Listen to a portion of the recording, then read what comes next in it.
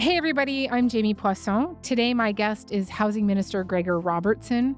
Earlier this week, the Liberal government launched a new $13 billion agency called Build Canada Homes, which, according to them, will supercharge housing construction across the country. You may remember from the election campaign, this government has promised to double the pace of housing construction over the next decade. I don't need to tell you guys how bad it is out there. We are seeing home prices 10 times the median household income in cities like Toronto and Vancouver, 6 to 7 times the median income in medium cities like Halifax or London. A healthy housing economy is 3 to 4 times the median household income. Rent has skyrocketed well beyond inflation. Nearly 40% of renters are paying more than 30% of their income on housing, above the affordability threshold. I have no idea how you save for anything, let alone a down payment to buy something when you have to do that. I'm going to ask the minister whether his government is on track to reach their ambitious promises and why he thinks he is the guy for the job.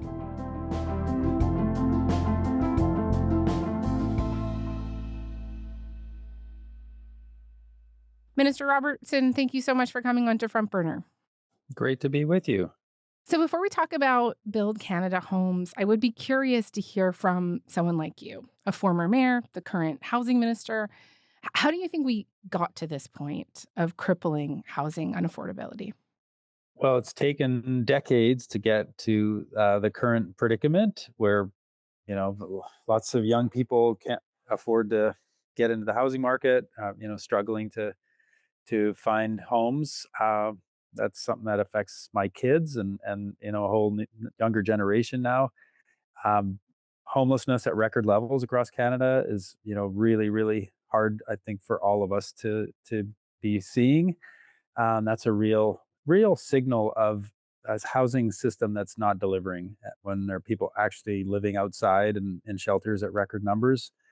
But it's really across the whole spectrum of housing. There's just big gaps, not enough supply of the right kind of affordable housing for people on limited incomes. And that's what we have to change. It's decades of not building enough of that housing. Yeah, I know people here talk about that, but also restrictive zoning and NIMBYism, the role of investors, population hmm growth outpacing housing growth, low interest rates, tax policy like tax-free capital gains that turned housing into an investment. Where would you put those? Like, what factors are most to blame in your estimation? Well, the biggest culprit is ensuring we are building enough of the right supply. So people talk about we need more supply, and there's been lots of supply at the higher end of the market that many people can't afford. We have not been building enough supply that is supported by government investment, or is on government land, has some federal or provincial or city or indigenous government helping to reduce the cost to get the housing built. And we don't have enough of that. We have half of the average across the OECD of our peer countries. And so we've got to catch up on that first and foremost. There are other changes we can continue to make with banking and mortgages and the finance side. But I think first and foremost, the big challenge is building more affordable supply of homes at big scale across Canada. And that's why we launched Build Canada Homes. Well, let's talk about Build Canada Homes. $13 billion has been earmarked for this agency. What exactly is this agency supposed to do, and what will the money be spent on? Build Canada Homes, in a nutshell, is a one-stop shop for the federal government to focus on building affordable homes. And that is a combination of using federal land and using all the tools that we have as a federal government. It's investing with that $13 billion, investing a significant amount of that in financing affordable home builders. And that can mean a combination of private sector builders with nonprofit operators. That can be co-ops, that can be workforce housing for the missing middle, can be student housing, anything that brings the cost down below market. And we can help finance that using that $13 billion envelope. And thirdly, to modernize the industry. how our home building industry has lagged far behind, again, many other countries, peer countries in Europe and Asia, where we are still building over 95% of our homes are built on site. And the metaphor I like is that, can you imagine building a car in your driveway? The, our homes are really the last thing that we build on site, bring all the different pieces of the puzzle together, the walls and the floors and the kitchens and the bathrooms that can be manufactured just like we manufacture everything else that we have. We need to modernize our industry and support the companies that are doing that to bring down the cost of our homes. That'll help us with affordability as well, and also help. We can build a lot faster because we can build year round in factories and then assemble those homes Hmm. much faster on site. Well, because wrapped up in this is the announcement of these 4,000 factory built homes, right? Expected in the next year. They're going to be on these 6 sites in Dartmouth, Longueuil, Ottawa, Toronto, Winnipeg, and Edmonton. Who are these homes for, right? Like people with what kinds of income? Are they renting them? Are they buying them? Now, these will be rental homes. Yeah. And great question, because that's ultimately, these homes are all for people who have challenges getting into the housing market. I think most of these homes on government land, on federal land, will be a mix of affordable. So below market rents.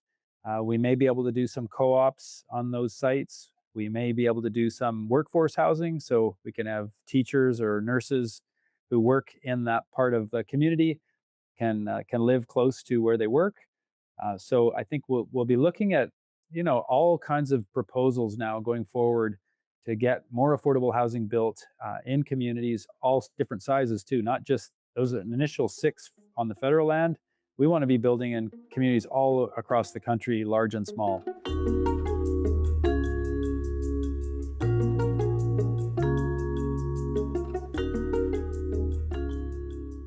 This program, please correct me if I'm wrong, but it seems to be designed to meet the needs of lower income people, income families, which is certainly needed, of course.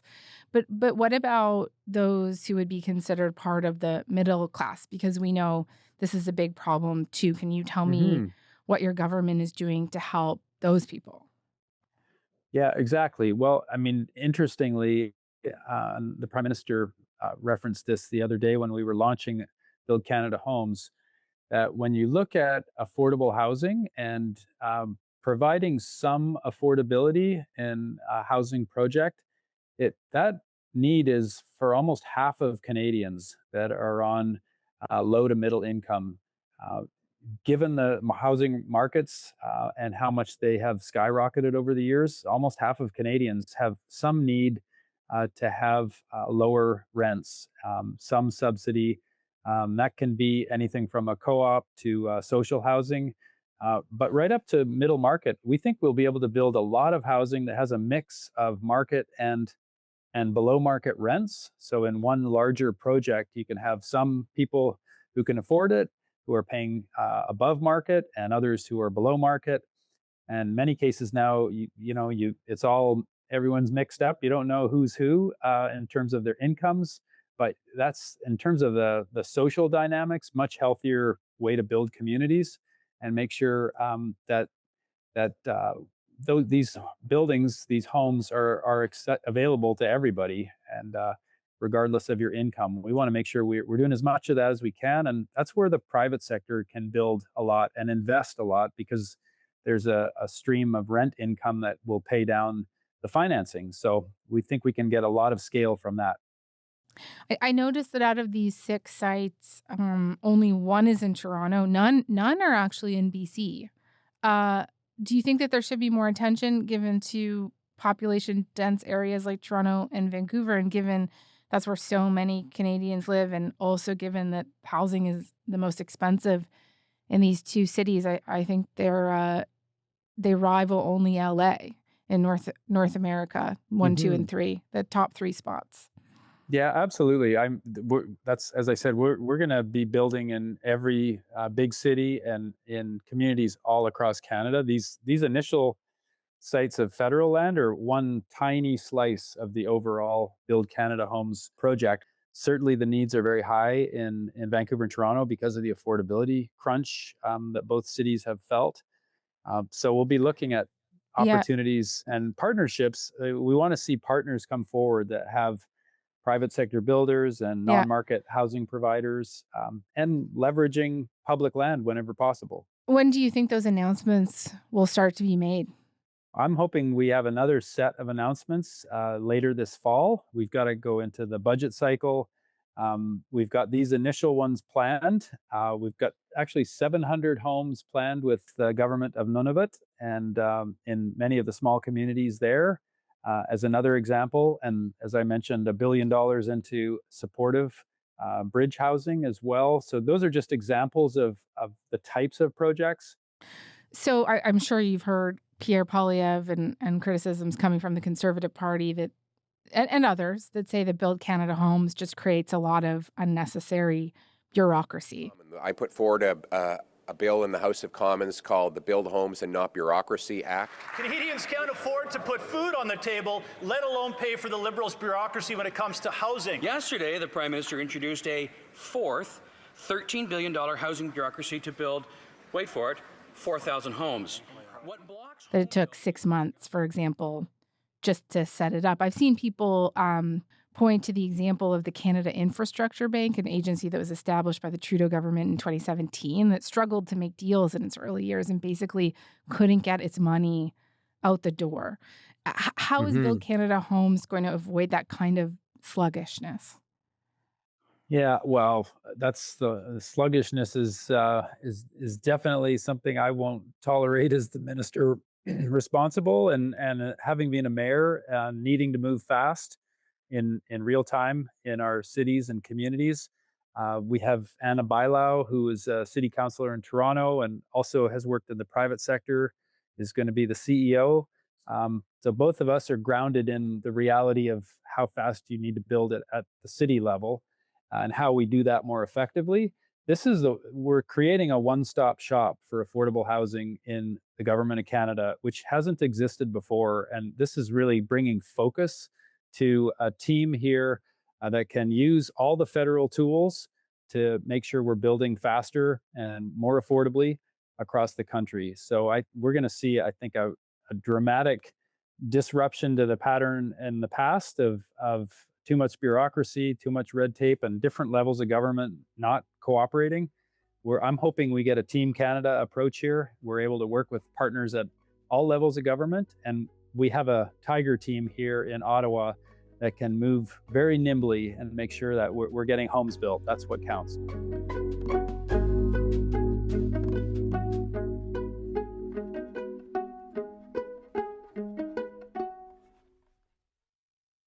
So, look, I know these are 4,000, and as you said, you're looking to scale. One of the numbers I've heard is 45,000 units, right? Your government promised in the last election campaign to double the rate of housing starts in this country in the next decade to about 500,000 a year. Correct. That is an enormous number, right? And that would be hard to do on a regular day. The latest CMHC data says that growth in housing starts has been flat in the first half of this year. I know the picture is a little bit complex in cities like Calgary, Edmonton, and Montreal. Homes are going up sort of at record pace or historical average. But in the big expensive cities like Toronto and Vancouver, housing starts have essentially slowed down. The condo market in and around Toronto and Metro Vancouver is essentially collapsing. So given all of that, do you really think that you can double the rate of housing construction in a decade? Do you think that that's even remotely realistic? I think it's going to take years to scale up to that. We've talked about getting up to that level in the decade ahead.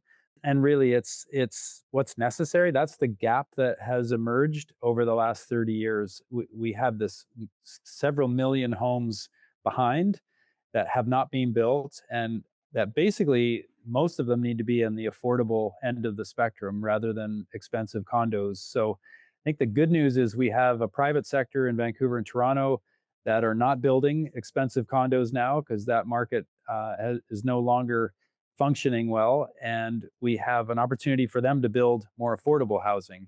And we need to put them to work doing that. We got to pull out all the stops now to build as much affordable housing as we can in Canada, and get it up to that level. That's the sustainable level that we need to be achieving to keep up with population growth and make sure there's enough affordable housing. Yeah. So, I mean, look, like, how long do you think it's going to take to ramp up to that number? CMHC, I think, is saying 480,000 a year until 2035 to restore affordability. Like, this has to happen quickly, right? And just listening to your answer, it did not sound like that. Oh no, I'm as impatient as it gets on this, and that comes from many years of being very challenged. 10 years working at City Hall and not having much support from federal or provincial governments for most of my time. What I saw towards the end of my time, as the governments all changed, federally and provincially, there was support, and we could build phenomenally faster. And when you have all the levels of government agreeing, we're going to move fast. We're going to move faster on approvals. We're going to standardize the designs of homes. We're going to use manufacturers to build to those designs. We're going to finance affordable home builders at an unprecedented scale. I think we have a real opportunity with the coordination and alignment right now, and we've got to pull out all the stops. We got to do everything we can to move faster on this so Canadians can get the homes that they need. Your government made some other promises in the election I haven't heard very much about since. One of them was to work to cut development charges to find a way to compensate municipalities or support them to cut development charges in half. This would obviously, the argument is, make building cheaper and homes cheaper. Where is that promise? Will it be in the upcoming budget? We are hard at work on cutting development charges. That's a huge challenge in Toronto and Vancouver in particular, with cities not being able to afford to invest in the housing infrastructure and using development charges to pay for that, the water and the wastewater systems that have to go in place. That's one that's on the hot list for this fall. So do you know if it's going to be in the budget? Will it be in the budget? Yeah, I don't know what it'll be in the budget. I just know that I'm tasked to deliver that in these weeks ahead. The second promise was this tax provision that was used in the 70s that would encourage investment in small residential buildings. And experts like Mike Moffat at the Missing Middle Initiative, for example, argued that this would attract those kind of mom and pop investors. Instead of them buying up existing stock, they would put their capital in these smaller residential projects. Where is this? Will this be in the budget? That is another promise that we've made in terms of delivering what's affectionately known as MURBs, MURBs program. I was trying to avoid saying the term MURBs, but I'm glad that you did. Yeah. Yeah. And, it's just credited with successfully delivering a ton of rental housing back in the 60s and into the 70s. And I've been hearing builders ask for the MURBs program to come back in Vancouver for decades now. I can't speak to what's in the budget, but definitely it's on our list of pieces we want to deliver. We think it has enormous potential. I totally agree with Mike Moffat on that there is real potential to unleash a whole bunch more housing from Canadians, at all levels of investment who can roll their capital into, even if that's just adding a laneway house or an accessory dwelling unit, as we call it in the business, or add basement suites or turn their home into a fourplex. Those investments and the bigger scale MURB type investments with small apartment buildings, we think that has enormous potential.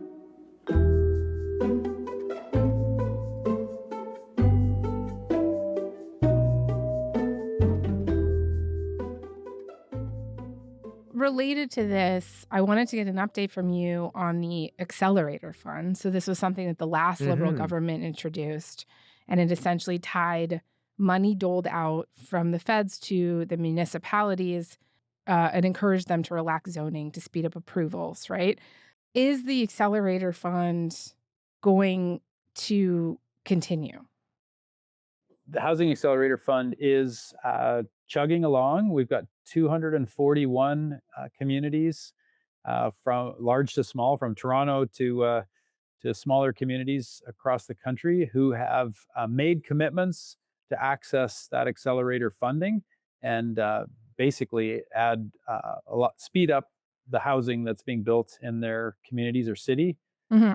We don't have a next phase of funding approved at this time. So we're basically tracking and working with communities and cities across the country as they make progress. Well, on that tracking point, I remember the Prime Minister said that one of the goals was to post what municipalities were doing online publicly, like how they were meeting those goals tied to those funds. And I can't seem to see it anywhere. And am I missing that? That piece is something still in development. We don't have a public posting, but I think with all of this, we do want to be really transparent about how we're doing, how we're progressing with these investments. These are the most significant investments in housing, and this goes back a couple of years, and we're basically doubling up on it now with our new government. We've got some tracking in place. It's not public yet. We're still midstream in the program, but we definitely want to be transparent about the results. Yeah, it would be helpful to see. And then also, what I wanted to ask you related to the Accelerator Fund is, are you willing to pull the funding if they don't meet these goals? So back in June, Toronto voted against the construction of sixplexes, as I'm sure you're well aware, and it was a condition of the deal with Ottawa. Are you going to remove the funding? Yeah, that's and if not, why not? Right? Yeah. Yeah, actually, I've had to come in as the new housing minister and play the heavy with some of our cities and communities that are not delivering. Toronto has a unique situation where that was one of 35 commitments that Toronto made in their housing accelerator proposal, and then Big the one, though. ensuing It's a big decision. one. It's a big one, but they, overall, I think Toronto, as their numbers are 61,000 new housing units that have to be delivered as part of the Accelerator Fund. They actually are well on track for that 61,000, regardless of the sixplex. So they've got until January to work through their plan of how they meet their commitments. And we're doing this with all of the cities and communities. We're reviewing their progress, checking in with them. I want to give them all a chance to deliver, make sure they follow through on their commitments. And it's critical overall to see the housing supply increase. That's the whole purpose of this. So we want to see that delivered through their commitments.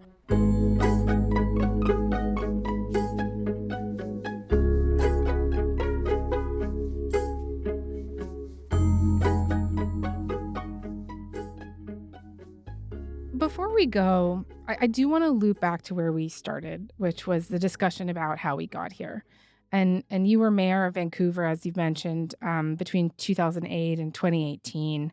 The housing affordability crisis really exploded during this time in the greater Vancouver area. The average price of a single family and semi-detached home rose 179% across the region.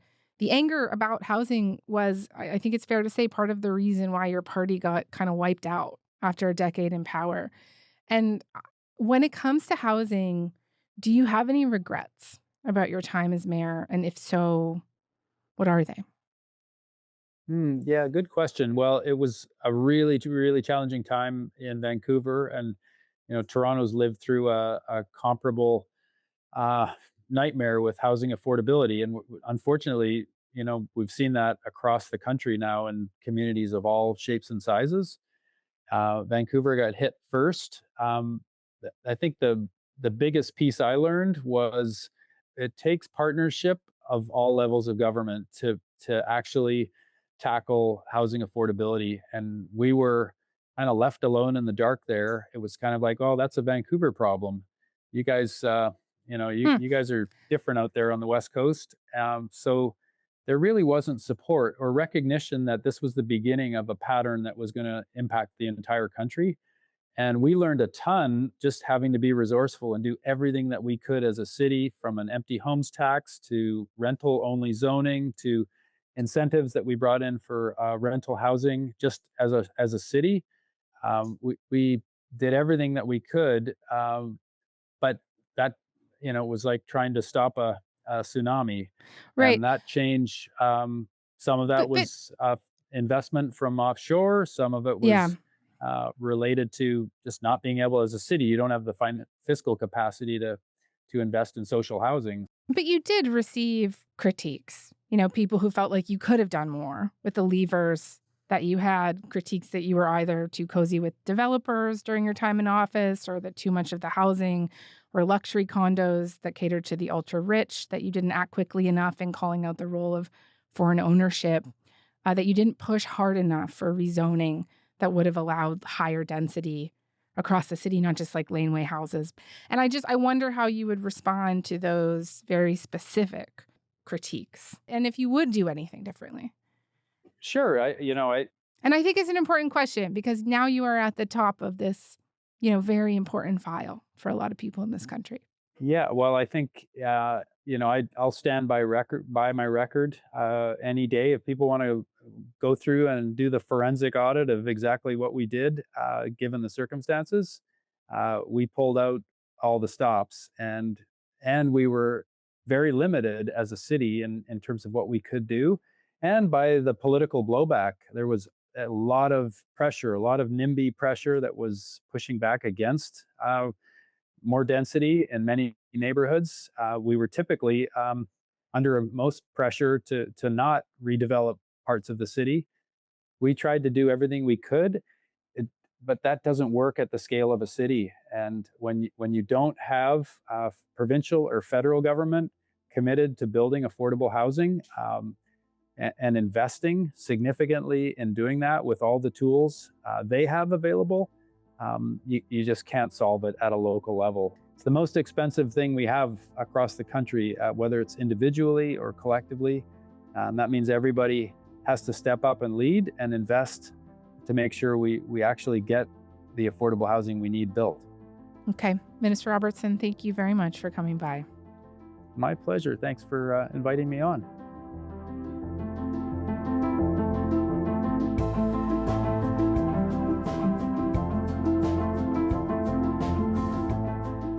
All right, so before we go today, I just want to note that after our interview with Minister Robertson, his office sent us a clarification on the homes that are set to be built by the Build Canada Homes agency. They won't only be rental homes. His office says that there will be some flexibility on that front. All right, that is all for today. I'm Jamie Poisson. Thank you so much for listening, and talk to you tomorrow.